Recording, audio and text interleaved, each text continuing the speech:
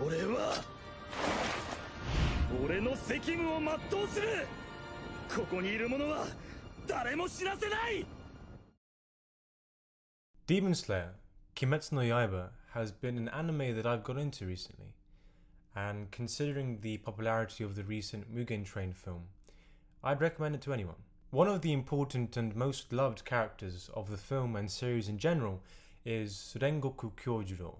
And one question that I posed myself in relation to this character was, why is he such a beloved character, considering his very limited screen time throughout the series? And in trying to answer this question, I strangely came back to Jordan Peterson's description of Christ as a meta-hero. There's this dawning awareness that out of a plethora of heroes, the ultimate hero will emerge, right?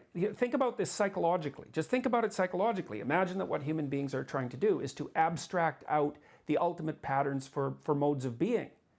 And so what they do is they look for admirable people, and then they make a story about an amalgam of admirable people. That would be a hero.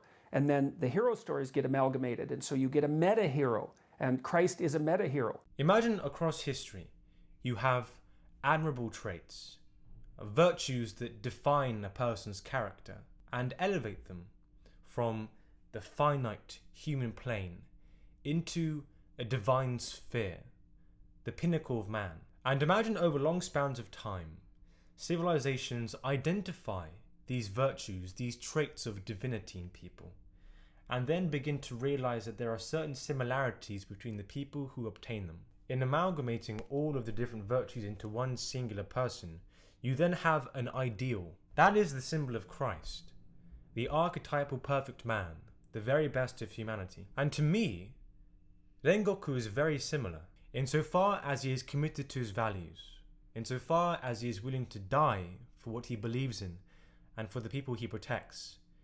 Rengoku Kyojuro is an ideal. He is written for inspiration, not for relatability. What philosophy is, or even theology for that matter, is an abstract model. Like, it's laid out in words. Now the problem often is it becomes so abstract that people don't know how to bring it back down to embodiment. Yeah. Yes.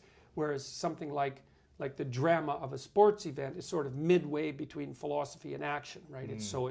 It's not entirely abstracted because it's not only coded in words. It's acted out. It's visual. You can see an example of what just happened, and you can try to reverse engineer how they did that. Well, yes, exactly. Well, at least the fact that you admire the person means that you might start to try to act like them. In these stories and grand narratives, our relationships with the characters, at least initially, is driven by our instinct to imitate. We don't relate to Kyojuro. We are inspired by the way he lives his life, and so we live vicariously through him. We imagine ourselves as Kyojuro, fighting Akaza, spurring on the side of virtue. One of the reasons why I decided to fully commit myself to music was because I allowed myself to be guided by the instinct of imitation. I'd be scrolling through Instagram or something like that, and as soon as a person was announcing a new gig or a tour, I'd feel jealous, envy, or some kind of force that wanted to do the same or imitate them. When people were posting about university or a degree or graduation or something like that, the same instinct did not transpire. And so myself, my higher self, my daemon, realized that those certain admirable traits were of need for my personality, for my development. My question in relation to the religiosity of this and the character of Rengoku Kyojuro is that what happens when you bring it up a level? What happens when you have traits and characteristics and virtues that are more universal, that are more wholeheartedly desirable for the entirety of the human race? What happens if it doesn't matter if you're a musician, a carpenter, a painter, in relation to these virtues? You know, if you watch what people do in movies and so on, and when they're reading fiction, it's obvious that they're very good at identifying both the hero and the anti-hero. And you know what it's like in a movie. You hope that the good guy wins, generally speaking. And I mean, why do you do that? Where does that come from? You see how deeply rooted that is inside you. You'll bloody well go line up and pay to watch that happen. It's not an easy thing to understand, and it's so self-evident to people that we don't even notice that it's a tremendous mystery. Satan, for example, is by definition the worst that a person can be.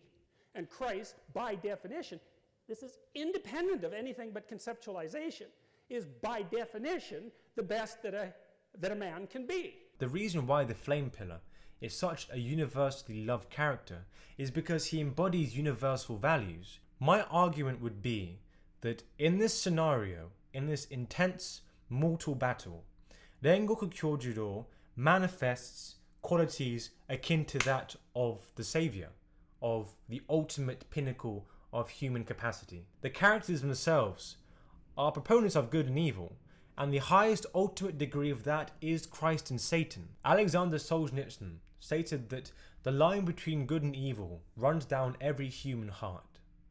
The battle between Akaza and Rengoku encompasses something innate to the human condition, the fact that we are always in conflict with ourselves. Kyojuro is the spirit of absolute righteousness, living within us all. But the fact that that is embodied within one single character in the story makes him an ideal. On the other side, Akaza, the picture isn't nearly as simple. One of the main things I find so compelling about the Demon Slayer narrative in general is the presentation of the demons. Yes, they are the main antagonists of the story, but they were once human, and I often find it quite disturbing how much I relate to not only their journey from human to demon, but also their philosophies. We all have specific neurotic and narcissistic trends. We're not perfect people, and so in some ways you're bound to relate to the human presentation of the demons, the fact that they were simply on the wrong path or were led astray. And so in many ways, in this film, in this series, and through Rengoku Kyojuro, we are urging ourselves to fight against our own inner insufficiencies. We are wanting to affirm life, say yes to the blossoming, the strength, and the vitality of youth, but also accepting the fact that we wither, we grow old, we die, but also graciously saying yes to it, saying that if it weren't this way, then there would be no value in the ups and downs of life in the first place. And so, as Rengoku dies with honor, having fulfilled his duty, with his will passed on to Tanjiro, we are reminded of the overarching philosophy of the master Oyakata-sama. The fact that above all else, the thing that is unbreakable, the thing that will bring us divine salvation, is the human will.